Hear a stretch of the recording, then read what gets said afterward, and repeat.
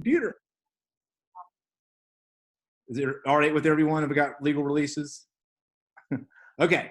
All right. So we're switching for a little bit to film today, and this is not a film history class. Next semester I'm teaching Hitchcock. I will go much more on that side of things of film history.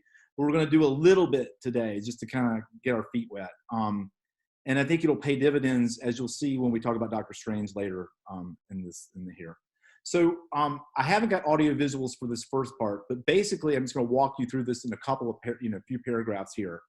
Film starts in like 1895, and it basically comes out of two processes. One is photography, and it was just a matter of getting a camera that could shoot pictures quickly enough that you could run them together and it would look like motion, right? Our eye typically needs 19 frames per second to recreate motion. So the earliest films actually did better than that. And Edison and Melies invented the first sort of motion picture cameras, and they could shoot at about 30 frames a second. So a little more than was necessary to pull off movement. The other tradition that people don't know about is called magic lanterns. Have any of y'all ever heard of magic lanterns? Okay, a couple of you are shaking your head. What can somebody tell us about magic lanterns? Don't you spin them and then like you can kind of look in and see motion happening because the photos are moving? Mm-hmm. That's one form of magic lantern. Yeah. So you're talking about the kind that would be for you to look into as a singular spectator, right? Mandy, you were shaking your head. What can you add anything to that? That was the way I had learned about it. And then also, I was also thinking of the ones that had sort of the stop motion, where you could see pictures kind of flicker, that would kind of make almost like a flip book, make a whole sequence. Yeah. That's another kind, right? So there are different kinds. Basically what it is basically a crude slide projector, right? But here's the part that's going to blow your mind. We've had the ability to do magic lanterns since 3000 BC. There's talk of magic lanterns being used back then, because you could recreate it with using the sun and like a painted mirror and a lens that shines into a darkened space. There were magic lanternists that went around the courts in the 17th century and would show kings these shows and stuff. And long before that, like I said, probably people used this technique, charlatans, to make people think they were seeing ghosts or something, supernatural, because people wouldn't have understood the mechanics of it. That's why we think that this goes back to antiquity, is documents that sort of kind of show that what must have been what we would call a magic lantern.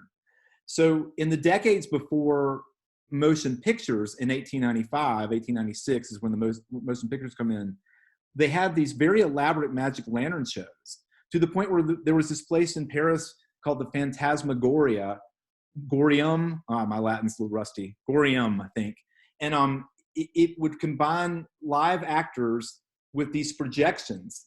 And the projections weren't just a static image. You could take the extra little slides, and just look up Magic Lantern. There's a great little 3-minute video that has lots of examples of this.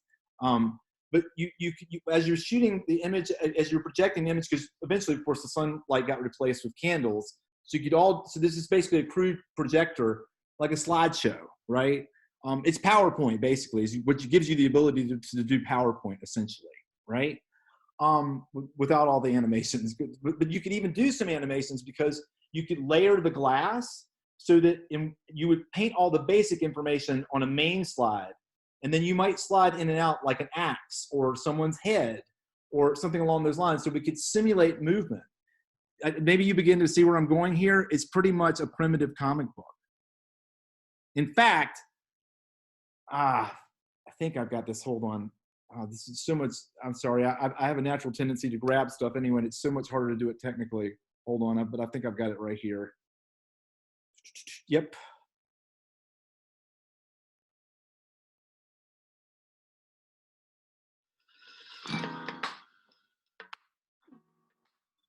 I'm hoping this will work. I don't know if YouTube's going to block us out or not. Sometimes it doesn't. Sometimes it doesn't.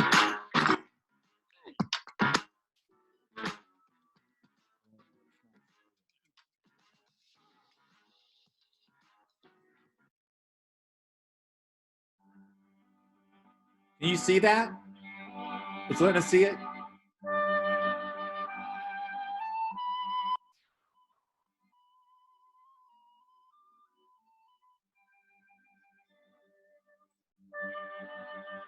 I'm gonna skip ahead to be efficient. Technology, including the digital projector.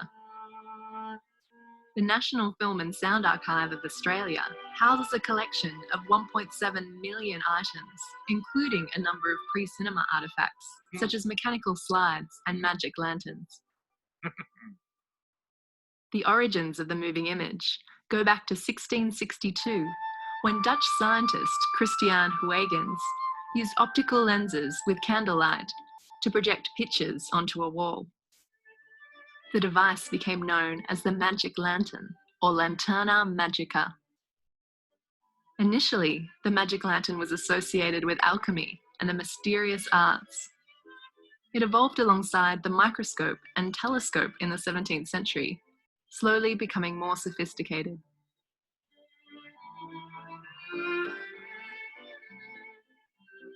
The typical magic lantern uses a combination of two double condenser glass lenses for projection, making it possible to enlarge an image 7 centimeters high up to 150 times.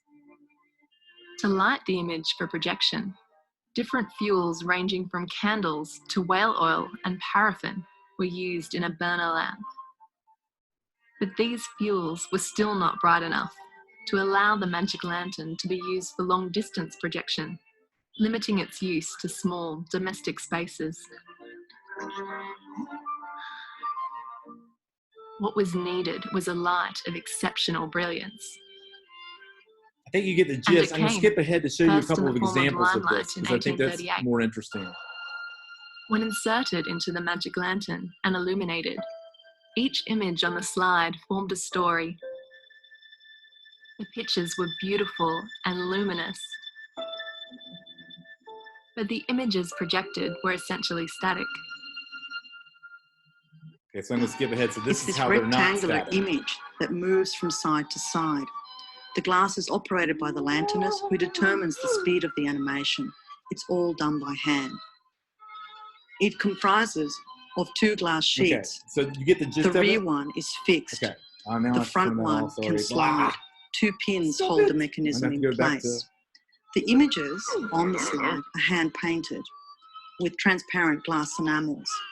These colours are vivid because they are fused onto the surface of the glass. When projected, they are bright and they saturate their screen with colour. I've got too many During the windows open. slipping I'm so action, the sorry. lanternist Oh, there we go. blocks out. All right. So you get the gist of it?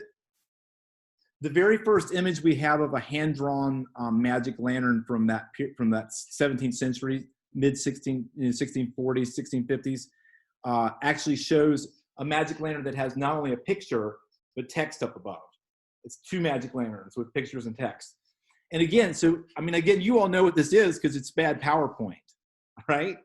But it was used in the decades before cinema in a lot of ways, just sort of variety of ways. Churches would tell Bible stories with them, right? Lecturers would travel the world, come back with pictures and do sort of documentary work with them. You saw that they could be doing painted and stuff like that. So you could have a ghost show, right? And these things were much more widely consumed than people think now. It's because, in part because for some reason, when you see period pieces, nobody ever shows magic lanterns. But it would have been a normal place, and all big cities would have had a magic lantern show. And of course, then you can also combine them with live theater, all sorts of things. In fact, this is crazy, but they even had them on Times Square as like early neon, before neon, as early advertisements. Film became that too. When film sort of became, they figured out they could use it to advertise products. One of the first things they did was put it down on Times Square, and but they'd already established that space with projectors and screens, so they could just put a film right in because they've been using magic lanterns for that already. So you can think there's all these different things that sort of that lead to this. Okay, I think you got the gist of it. Film comes along, and also, but animation doesn't come along for much later. And so we're really talking about sort of something that almost has as much in common with a magic lantern show, because remember, those are painted images, manufactured images. So for a lot of this class, we're not dealing with what were originally called actualities or documentarian film or film that's shot of something realistic. This is more in the land of George Méliès, who did like the Voyage to the Moon, which you may have seen, where you have the living face with the rocket ship in his eyeball. Even if you haven't seen that movie, you've probably seen that image. Okay. All right. So any questions so far about that? All right. Go into the PowerPoint here. Blah, blah, blah. So we're going to do I should have said PowerPoint, right? I should have said we're going to go into a magic lantern show, kids. All right, hold on. Let me find it.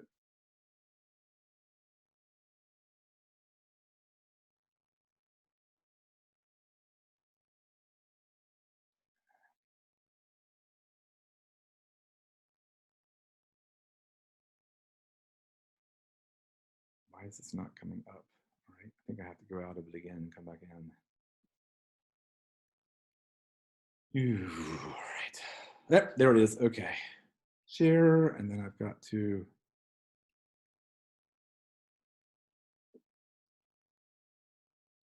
It's like watching a monkey work a typewriter, isn't it? Sorry.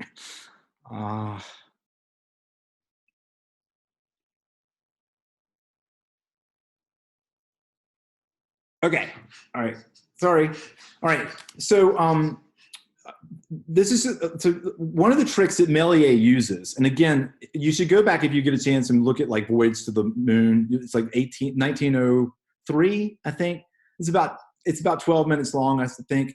And I'm not going to lie to you, it's really slow. Like you should probably watch it after you drink a cup of coffee. Back then, they didn't figure out that you could actually take the camera and move it and show close-ups, and then you could edit. You could, take the shots that you've made and cut them together with all sorts of interesting angles and whatnot. So it's basically like watching 8 one-act plays where the camera never moves, the people move to the camera. But the special effects and the artwork and stuff are very interesting because he had a lot of people hand paint stuff and build sets. So the rocket ship is like this flat that people can go in and out of. But he also used some very early camera tricks. One of them is called is just where you stop the camera, move stuff around, and turn it back on, and of course it looks like stuff has appeared, right? That had been used to limited effect, but he did it like in a fantasy setting, so that things, smoke would appear or a monstrous fish or whatever. So that was one trick that he used. But the trick we're going to talk about today is called double exposures. So double exposures are when you take one set of film and you shoot it, and then you go back and you run it back through the camera and double expose the frame. So it has this double layer to it, right? You're gonna see what I mean really, really quickly. In fact, I think the next slide begins to show it. Yeah. All right, so this actually predates film, the double exposure, because obviously you can do it with a static camera as well. So this led to a rash of Victorian photographs in the 1860s and 70s and 80s that sort of were trying to convince people that there were ghosts, right? All this is a double exposure. Another example of this is a very famous like fairy painting. That's just a double exposure. Like this person shot a bunch of people, like women dressed up like fairies, and then double exposed it of a close up of a base of a tree and said, "Look, there are fairies out there. I've got a picture." Right? This is before people were trained to not believe pictures, the reality and truth of pictures. So this is an early version of double exposure. But Méliès is the first person to use it in film. And I'm going to show you this really quickly too. So I'm going to show you this movie because it's like 2 minutes long. Again, it's right here. I cannot believe it. Oh no, it's not. Darn it.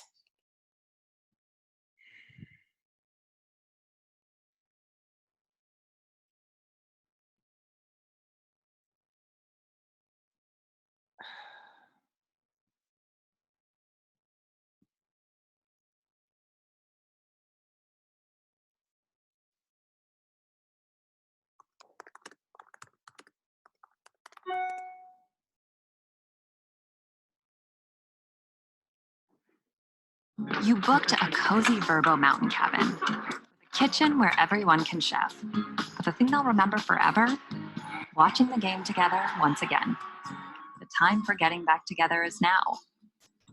Find it on Verbo.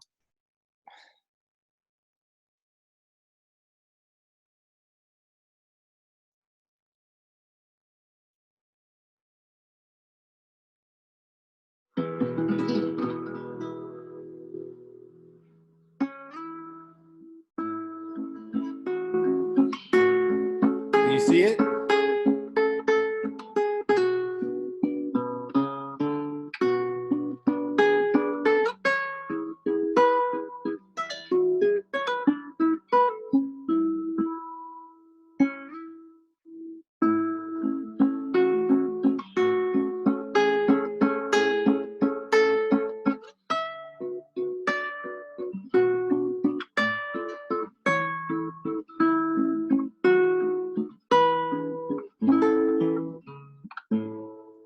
I bet you guys didn't know where that third head was going. That's why I didn't close it.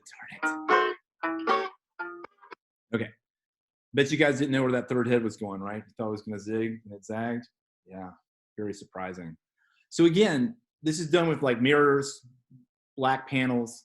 But all you got to do is the first time through, you just got to get the actor, to do the original business, right? And then all you got to do is black out everything but his head through the hole, okay? And you get those other effects. And then you've got the double exposure of that. So in other words, everything's black but the person's head. And then in the other one, it's all the other stuff. And then you just you shoot the first, that second piece on the same film and you get this look. Does that make sense? All right, back to the PowerPoint for a second. I'd like to tell you all that I'm going to get faster at this, but it's probably not going to happen. All right, okay. Current side. All right. So this is another example of double exposure. This is an early Buster Keaton film called Sherlock Jr. He falls asleep when he's actually showing a movie at a movie house. He's a projectionist. And when he falls asleep, his astral image, his projected image actually goes out into the audience and goes into the film. It's very postmodern, kind of got a meta thing going, right? But again, to get this, all you got to do is keep Buster Keaton static, like this lean, and then you can go back through and just change him. As long as you don't move the camera and all the objects stay the same, it's very easy to do.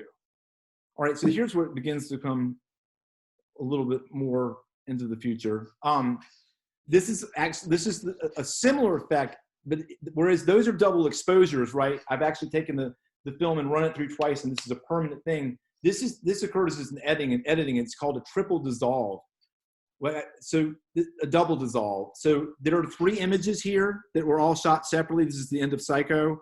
One is of Norman Bates in the room. One is of a skull of his mother, and the third is of Marion Crane's car being pulled out of the muck. Okay, sort of ruined the movie for you. Maybe you'll forget when you see Psycho next. Okay, so all that is that Hitchcock has shot all those 3 things separately, and he's chemically burned them together. That's what a dissolve is. So when you see a movie and you see one shot, like a strip of film, go through and it's replaced by another, that's just a cut, right? But a lot of times you'll see really pretty nature scenery. You'll see a shot of a tree, and then a river, and then a squirrel, right? And to make it look soft and fuzzy, you take the 2 pieces of film and you chemically burn them together. That's called a dissolve. So this is a triple dissolve. But for our purposes, it kind of amounts to the same thing. It's this, it gives you this multiple image and begins to give you the ability to play with it, especially in fantasy. This is why you would never see like a documentary film use a dissolve, right? Because it would take us out of the reality. Because our eyes don't work like that. And if your eyes work like that, you need to stop what you're doing right now and see a doctor. Okay. All right. So here's why it's relevant to us. This is a modern day version of it, right? From Doctor Strange that we watched. And again, if you had to do this the old way, it would be very difficult. You could shoot the background and the 2 people that we could see the best, but then somehow you've got to black out all that other stuff and get Doctor Strange in that position. And you got to do it twice because this has got 3 images, so it's really a triple exposure. And of course, that's not the way it works now. They shoot all this separately and then they can digitally put it in. But again, it goes back to that what you just saw was 1898, and here we are in 2017. Still a fundamental way of filmmaking, especially in this instance, to show Doctor Strange's body, his astral form leaving his body, right? But again, invented just 3 years after motion pictures were invented. This effect is already there. I find that fascinating. Melies was a genius. He was so far ahead of his time. And there's all sorts of other things that he invented that we still use too. And no one had really made like a narrative kind of fantasy film before him. You can make some arguments that some really short pieces kind of head that direction, but Melies is the person that sort of creates the fantasy film in a lot of ways, which is, of course, all of which is covered under what we're doing this semester. I guess I could have done some documentary comic books. That might be something I have to think about down the road. Okay. So, and again, this is for a movie coming out this, I think, Christmas, Far From Home, the third Spider-Man movie. And you see here that Marvel, because it loves to reference itself, in the trailer that just was released, I think, a few days ago, 4 days ago, a week or two ago, I can't remember, time's crazy lately, of him doing the same thing that was done to him to Spider-Man. But of course, the interesting thing, and this is why it's great for a trailer, is it splits him into his Spider-Man persona and Peter Parker, right? So, again, that's great clickbait, right? So why isn't Spider-Man just being thrown into the astral plane? Is he only Peter Parker in the astral plane? That sucks because he's going to need all those, super tricks in his suit to be able to survive. Anyway, you get the joke, the gist of it. All right, so I wanted to switch now to the actual Doctor Strange comic books, and I've got to apologize. I actually found on that sketchy website that we used, and I'm just embarrassed by every time I try to research for this class, but that there is actually on that website what's called a Doctor Strange Marvel Masterworks. And basically what that is someone's gone in and they've cleaned it up. And I'll show you what it looks like on the Masterworks. So there to the left is the panel on the Masterworks. And here's how it originally appeared in print. Now, we can do some interesting things with both things I'm going to talk about in a minute. But switching to this is the beginning of our story, right? What can you, and again, it's blocking. I'm sorry that our pictures are blocking the right-hand panel a little bit. I'll try to move it in a second. But what does the artwork tell you about this place that we wake up in this story?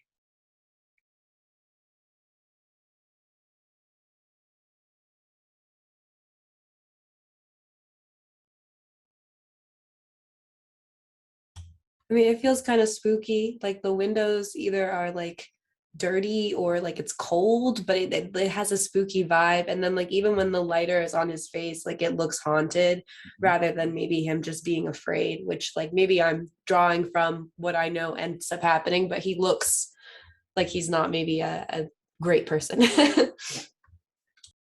Yes. That's perfect, right? So you got a lot, right, just from these images. And did you even read it? Did you read it, or were you just looking at the art? You read it too, okay. All right. I'm an English teacher, I read it. Okay. Well, I mean, actually, this is something actually you might want to try as a technique going forward. Either pick one or the other. It's harder to screen out the images, but and then put them together. You'll start to understand something very different about comic books when you do that. You could say the same thing about listening to a movie and blocking out the pictures, or blocking the sound. That works the same way, obviously. But yeah, okay. So here's the thing, and this comes from a time, I think we mentioned this in class or in one of my lectures, but when they don't trust the reader with just the visuals, so they got to give us the narration first. Of course, it's also at the beginning of the story, so we're reading first. It's not interrupting anything, right? We're not having to go back and forth from the image to the story yet. But somewhere in the city, between darkness and dawn, a tortured man tosses fitfully in his bed, vainly seeking peace that will not come. I mean, you know all that information from the picture, right? In a way, it's redundant, but it also, though, is pleasurable, right? It's pretty well basic written, so it gives you a dual reading experience. It's slightly redundant, but it's also, though, almost doing two mediums at once. And then again, sometimes that's useful and sometimes it's distracting, right? But what it does do is it puts you into a frame of mind. Because we've all had a fitful sleep, right? When when it's like, oh my gosh, it's 3:15, it's only 3:30, I've been up, that kind of thing. But the visuals do this even without that in a lot of ways. What do you know about the weather and where he is?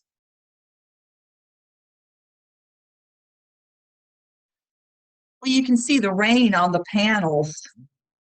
It looks like it might be a stormy night. Yep. And then we know we're in the city, right? We got skyscrapers there. That's brilliant work in two panels, right? Yeah. Also, the way he's depicted the rain. This is again Steve Ditko. It's maybe slightly unrealistic. Maybe you could even see it as almost like ice panels or whatever, that kind of thing. But it gives that sort of gloom, right? But also, and so adding to it works in all these ways. The other thing is he's got no color. He has very few options for color, and I'll show you.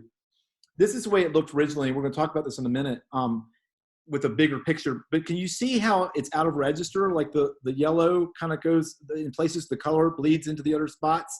Like right here at the top of that purple bar, the purple goes into the to the dialogue bubble, right? And then you see, this isn't a great picture, but can you see how on that same purple bar, you see all these tiny little dots? Okay, so this is how mechanically comic books were made for most of their newsstand era, because it was cheap. Okay, you have 4 color printing. Okay, 4 colors. All right, and you start, each of those colors has a grid of dots. All right. So then you go through and you basically print on the dots that you want the yellow, okay? And then you go through the blue and the red, and I think the 4th one's black. I think that's right, okay?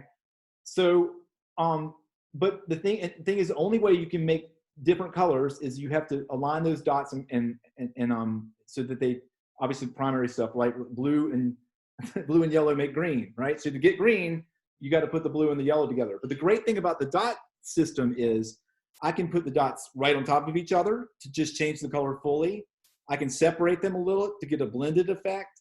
I can pull them apart so that I have white space in there, so I can make edges and all sorts of stuff like that. So it's a pretty flexible medium for how cheap it is. But you see the processes here, and this is why it's important, because we can see how a comic book is made from the different artists. All right, so art in comic books is a 4-step process. Okay, you have a penciler, who is basically like a storyboard artist, comes in and just kind of gives the basic layout, maybe a little bit of sketching of the main features, and kind of just sketches it all, and it's called a penciler. The inker comes in and does all the detail work, and then makes those lines solid, maybe makes some subtle little shading, makes the ink look, as much as possible using an ink drawing, make it look more realistic, whatever, okay? Then the last person on the art part that comes in does the coloring.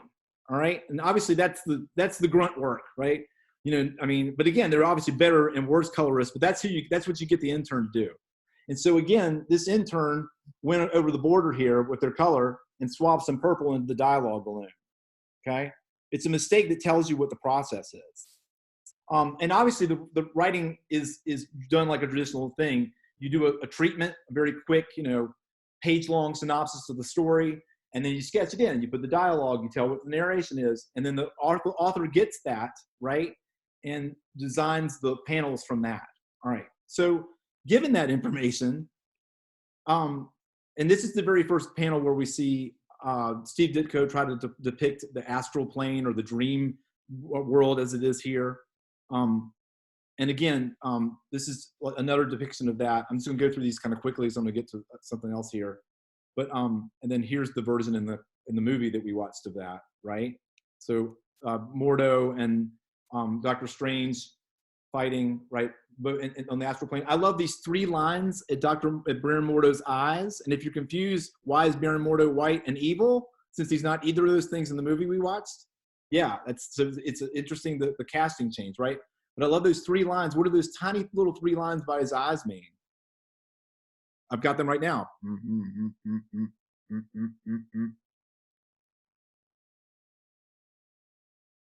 Anybody? Is that where his focus is? Yeah, he's mesmerized, right? Is where his focus is, right? Again, I think that's amazing. That's comic book language. That's the only language that can do this, is to have those 3 lines, and they mean that to us. We know what it is. You lose something, I think, when all the work is done for you, but that's just one of my pet things. I mean, I love movies, right? But the imaginative work that you bring to a comic book is much, much more pleasurable to me once you get into the swing of it than a movie, because I get to be part of the process, right? I have to make the characters move. I have to fill in the details. And that sort of, it involves me in the process. Okay. So let's say that you're working at Marvel in 1963. Oh my gosh, my dream job. If I can use a time stone or something, right? And someone says, you're Steve Ditko, and someone says, okay, Steve, I want you to, it says here in the script, Dr. Strange goes into the nightmare world. Enjoy, Steve, just go at it, have fun, right? Oh, and by the way, you got, shitty color. We're probably gonna hire a colorist that goes outside the lines. You can see dots all in the background, and you know, we're going to put it on the cheapest paper that we can, right? Have fun though, all right? So I think he does a pretty good job. This is one of many. This is much later in the run, but right, like this is where Doctor Strange is trying to rescue these astral figures that have been kidnapped by Nightmare in the dream realm. You know, it's pretty interesting. All right, so I'm gonna actually show you a little bit more long form version of this. Okay. And again, this is the Marvel Masterworks version, right? So you see how much cleaned up it is. Oh my gosh, it's so fun to read it this way. But I do like the kind of the primitive stuff too. It's just a different reading experience. But anyway, I'm just going to scroll through. Don't look at the words, okay? So just kind of with the visuals, see how this works. And I'll go up a little bit, right? We enter the upper left. We're entering this room, right? And then we get closer. He's reading the book. We get really close, and then this red panel in the middle. You know, we've lost the details of the room, right? We're sort of going in to just Doctor Strange's mind and like concentrating on the spell. And then, you know, you see this world, this other plane open up. He's still in his room, and we see his astral form project. And then now after this, we're all in the nightmare realm.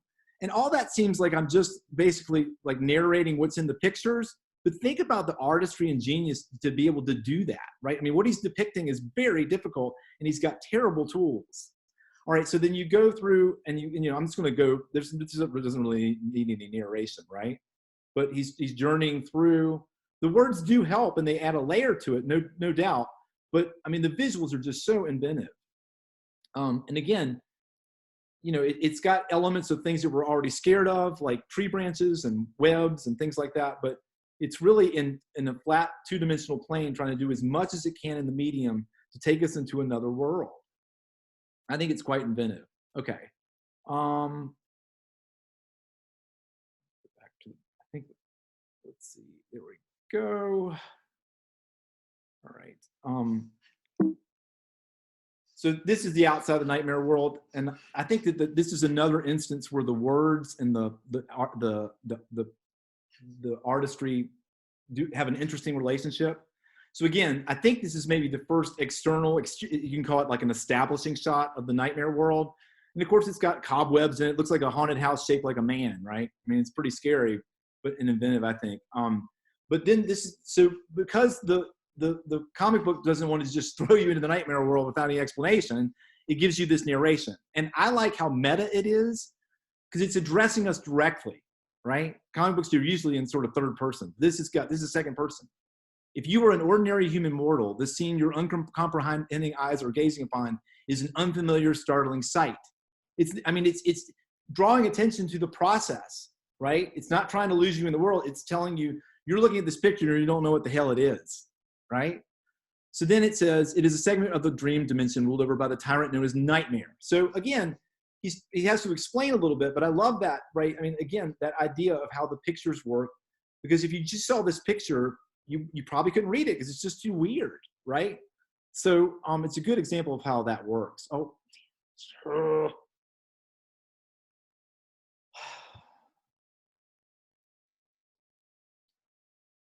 okay, we saw that, and that's in the slideshow. Yay, okay. All right. So that's basically, I think, everything I wanted to show today, except for one, oh shoot. Except for one more thing, which is this Doctor Strange sequence from the film.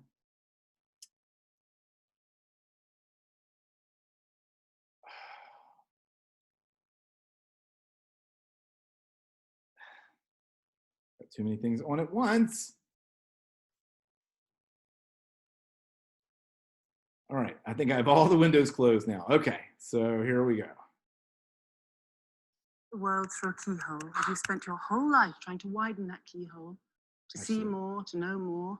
And now, on hearing that it can be widened in ways you can't imagine, you reject the possibility. No, I reject it because I do not believe in fairy tales about chakras or energy or the power of belief. There is no such thing as spirit. We are made of matter and nothing more. You're just another tiny, momentary speck within an indifferent universe. You think too little of yourself. Oh, you think you see through me, do you? Well, you don't. But I see through you.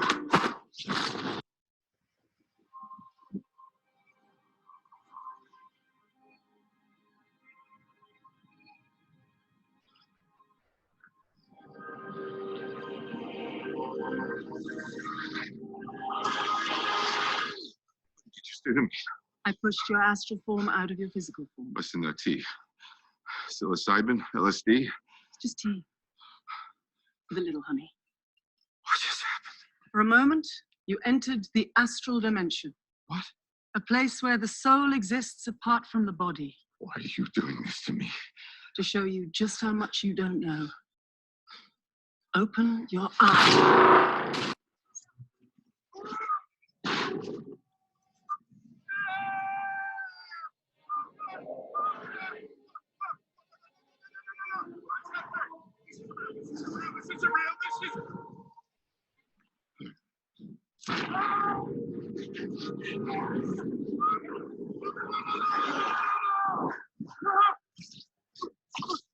His heart rate is getting dangerously high.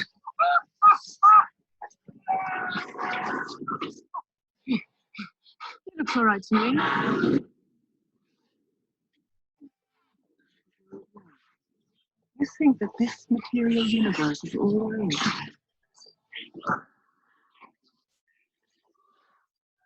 What is real? What mysteries lie beyond the reach of your senses? Root of existence, mind and matter unite. Thoughts that shape reality.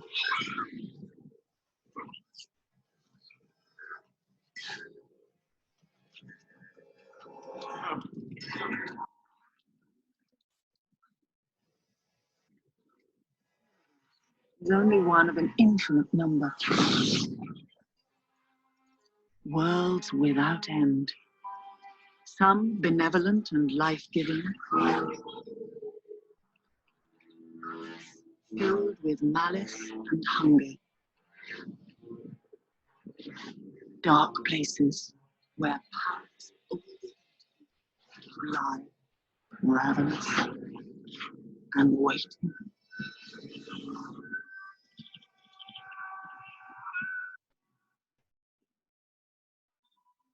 Who are you in this vast multiverse, Mr. Strange?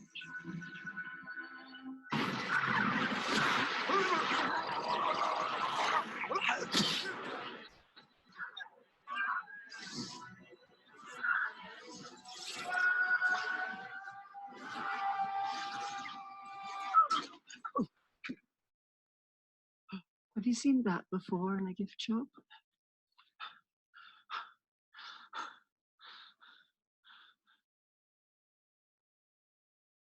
Teach me.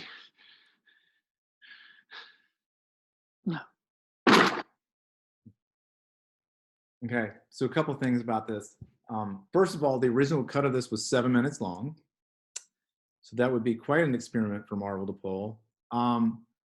Second of all, again, you are now a Marvel filmmaker, not Steve Ditko, but you've got to depict Doctor Strange going into the multiverse.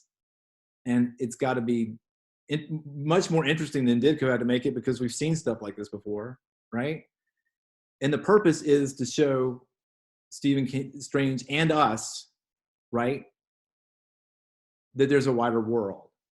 That's why there's the only part of, well, let me back off from this a second.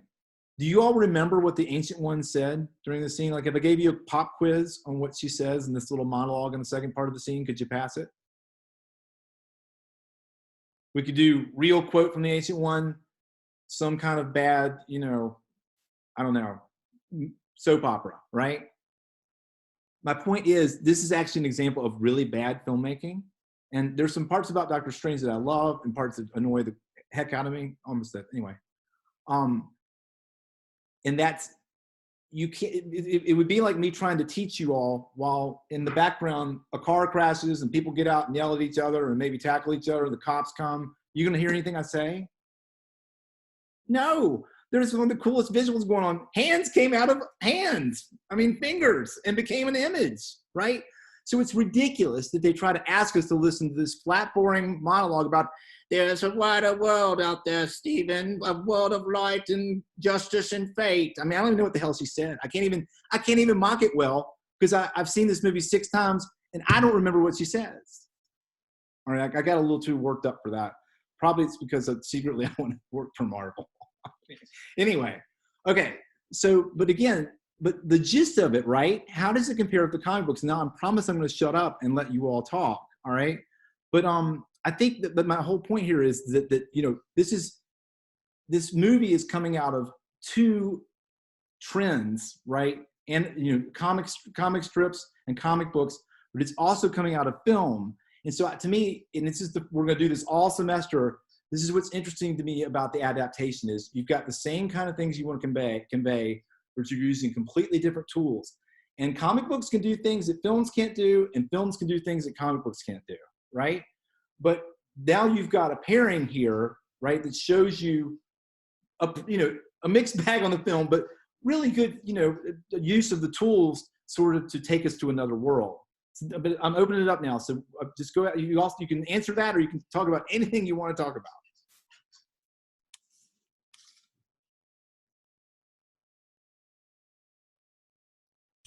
I think I'll start, but I think the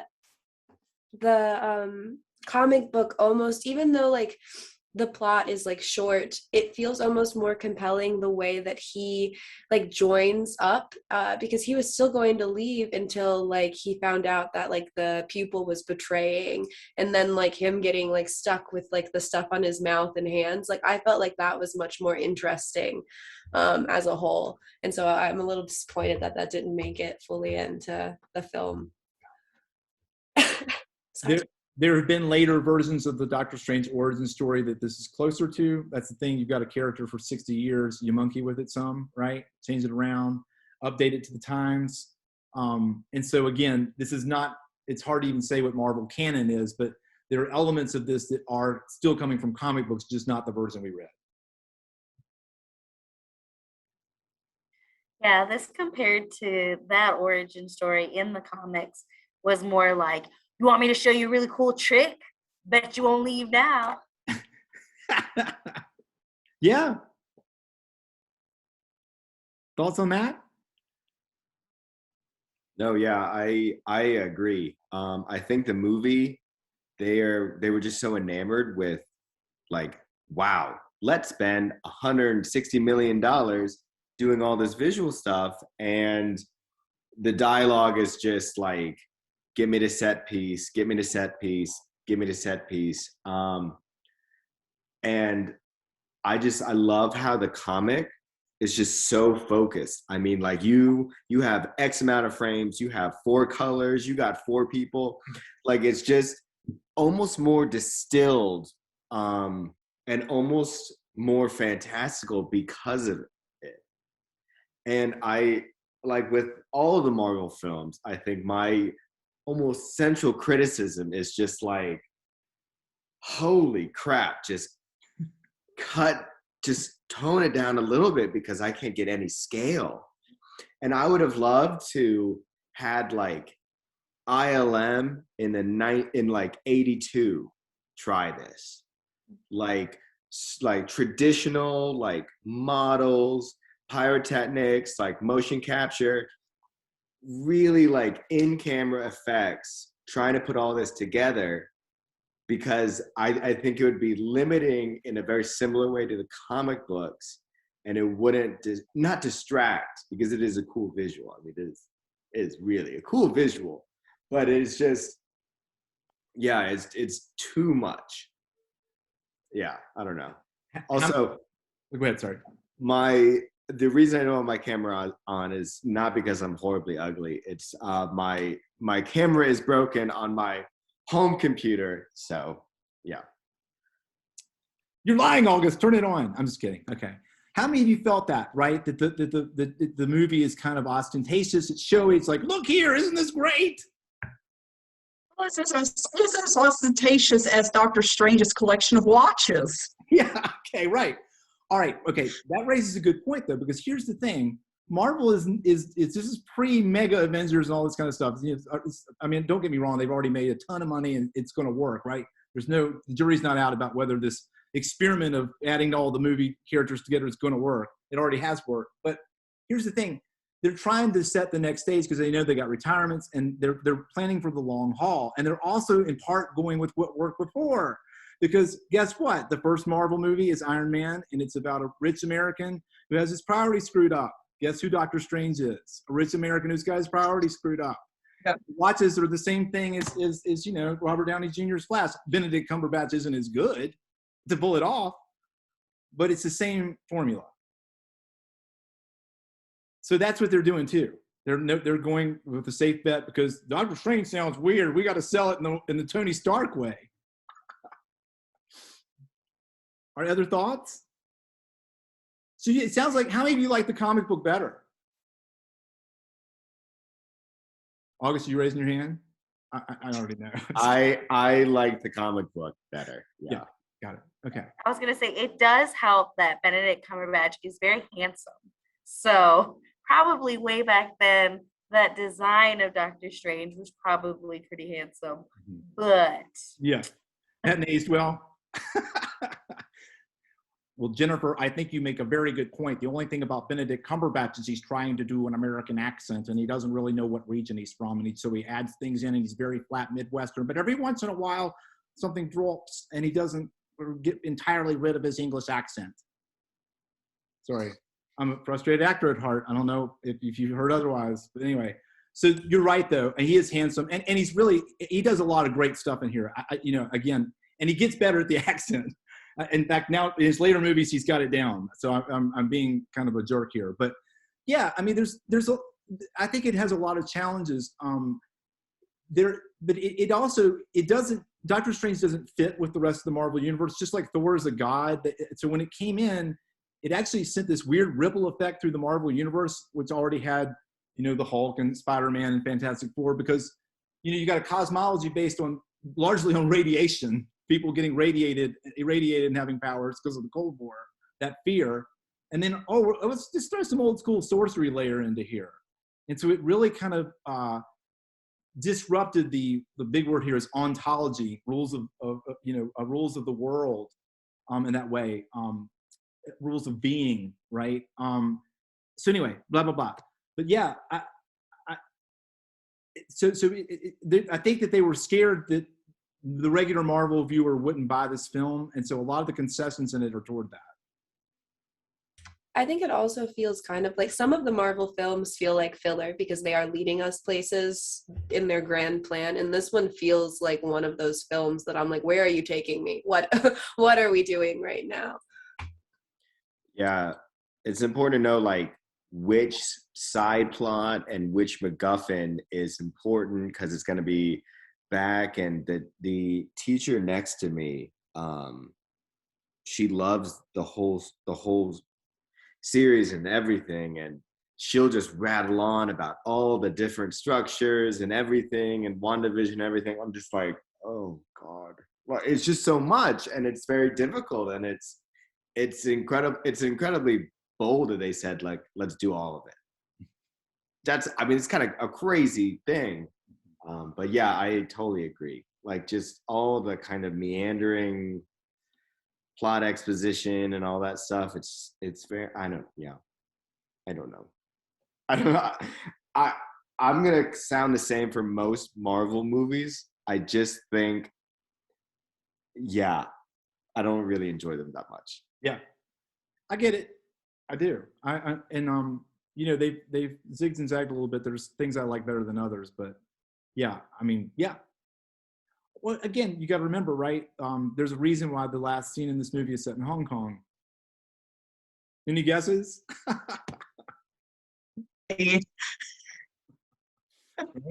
Yeah.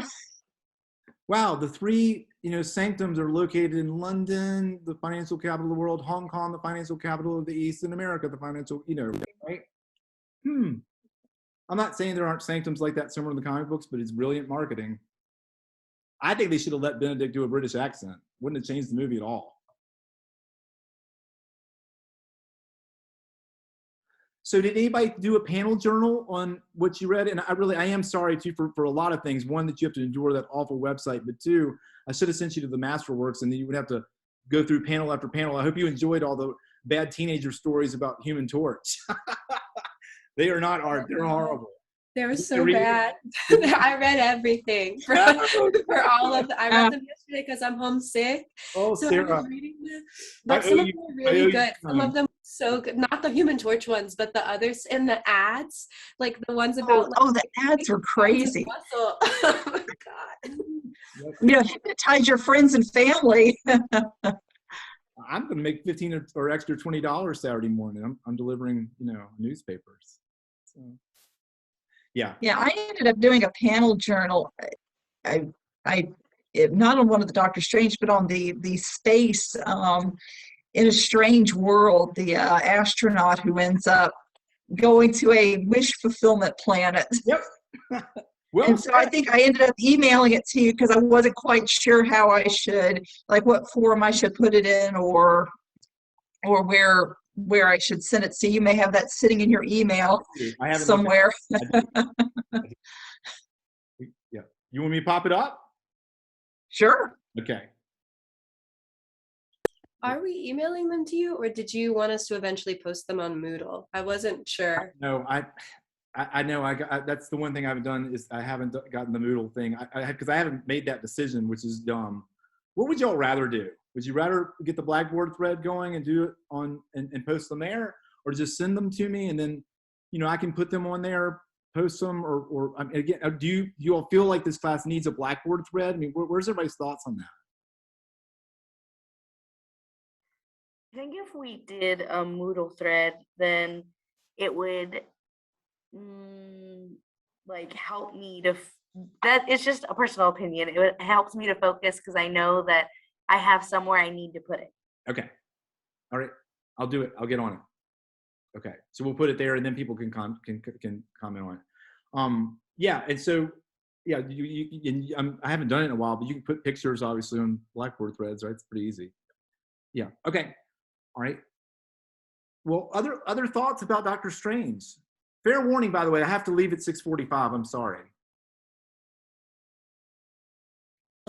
I really liked the additions where like they were talking in the comic book to the reader about like when it went away for 2 issues and then came back. I thought that was really cool, and they were like, "This is edited by you guys. You sent us so many letters, and you told us where's the backstory. We have the backstory." I really loved that. I thought that was fun. Wow, Sarah, you did read it cover to cover. You read the letters? I didn't read those as a kid. And all I had was digital football where it looked like a calculator. You were playing football, but it's little red lights. It was ridiculous. It's the only screen I had besides books and comic books and TV. I want to recommend, but I'm not recommending this. There is a thing that's an ad blocker that you can get, and it does work with the comic book site, and then you don't get, it blocked 55 ads while I was reading it. Sorry. Can you send? No, it's fine, but I'm just letting everyone know that it does exist if you want it. It's out there. Can you send me that and I'll send it to the group, or is there? Yeah. Okay. That would be awesome. I don't know the legality of it, but it is there. Usually sites will tell you, hey, you're using an ad blocker. We'd like you to stop. But the comic site did not do that for me. If it worked for you, it should work. Okay, beautiful. Because is it just an extension on Chrome? Yeah, it's just the ad blocker pop-up one with the red stop sign. So I should access this on Chrome, not Safari. Okay. Yeah, I'll put the link in the chat right now. Oh, that's awesome. Thank you, Sarah.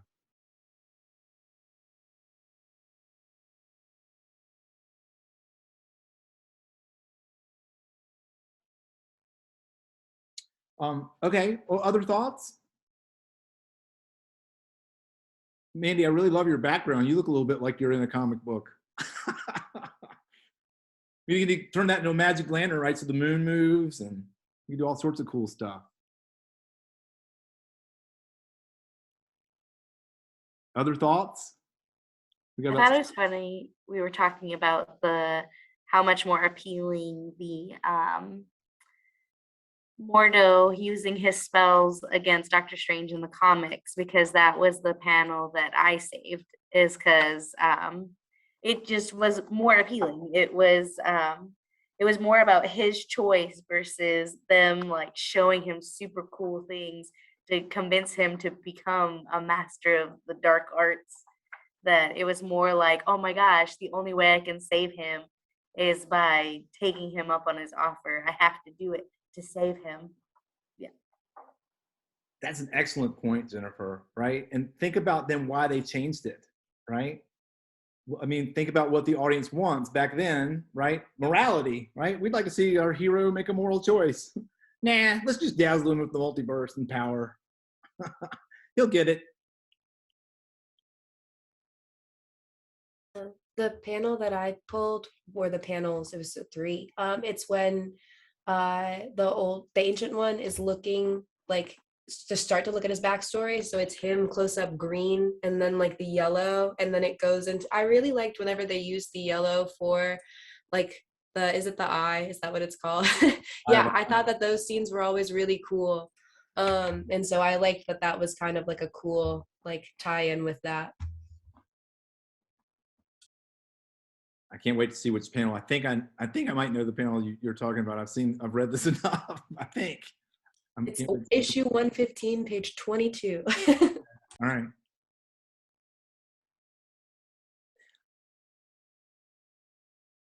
Other thoughts? Just to put us into comic book history. Oh, no, before I talk, anybody else final thoughts? Okay, this is the Jerry Springer final thought then, okay? Be kind to each other. I'm just kidding. All right, so you have to have a long, the place in comic book history is strange here because Marvel didn't invent the superhero and they didn't invent the sort of cosmic mystic story, okay? But this is a combination, and that's sort of really the superheroes came out of. For the 20 years previous, all these people that created the Marvel superheroes, Jack Kirby, Stan Lee, Steve Ditko, you know, all these creators had been doing sci-fi stories and horror stories. And they've been doing especially like tamed down sci-fi and horror stories since the Comics Code came in the 1950s. All this is detailed in exhausting detail in the book you're going to read, The 10-Cent Plague. But so they had like 10, 15, 20 years, some of these people, to tell this kind of story is one thing. But also you can see sort of the layover, right? Because I don't know if you noticed, like one of you, I think it was you, Sarah, read the science fiction story that wasn't about Doctor Strange, right? Did somebody else read that? Anybody else read the science fiction stories about Doctor Strange? Well, anyway, so that would have been what Strange Tales was in its first 110 issues, okay? And so these things, like the first Ant-Man comic book is in a comic book called Tales to Astonish, which for 26 issues was just simply a bunch of weird tales. In fact, the Ant-Man starts out as a weird tale that then he gets his own superhero book. So it's part of this both story fashion and technology and also the times that this making this transition. But Marvel, what they should be credited for is sort of beginning to give us characters that have flaws so we can sort of relate to them in a different way, because the DC superheroes were sort of that, I can do things you can't do, haha, right? So it's sort of, it's a pleasurable thing, but it's a good and evil pleasure that's just sort of not very deep, right? But Peter Parker's got money problems, right? He's trying to get a great picture, so to get in the paper. And again, those are interesting problems that we can relate to. The other thing is, of course, and I don't know how blatant this is, but they begin to reflect the Cold War fears of the 1960s. And so, again, that's why all that radiation is there. That's why the drive-ins are filled with movies where people are coming from the skies, right? Especially Sputnik it's hard to sort of, and I wasn't alive, I'm just getting this vicariously, but Sputnik, it's hard to underemphasize how much fear and paranoia that caused when it flew over American skies. So that's all those paranoia and fear is coming out of these, the entire Marvel universe that's created in the 60s. It's pretty weird that it all came mostly from one person. I mean, it didn't, because you've got to give the art the credit, but just the basic character sketches and all that kind of stuff, it's pretty amazing that Stan Lee did all that. All right, well, we'll keep doing these. I'm sorry I have to go a little bit early. I probably will alternate between doing a lecture and giving it to you all so we can use this all space for full discussion, right? But I have to say it's harder sometimes to do the lecture, and so if I get busy, I guess is what I'm saying, we might just do this lecture / discussion format, but hopefully, I'll give you all as many lectures as I can too. And of course, I'll be sharing this tomorrow with everybody or later tonight. Any other final thoughts? All right. Be good to each other. Thank you all for so much. This is so much fun. This is why I do what I do, even through the Zoom. Thank you for your energy. I feel it, people. So have a good night and take care. Bye-bye. Oh, good night. Bye.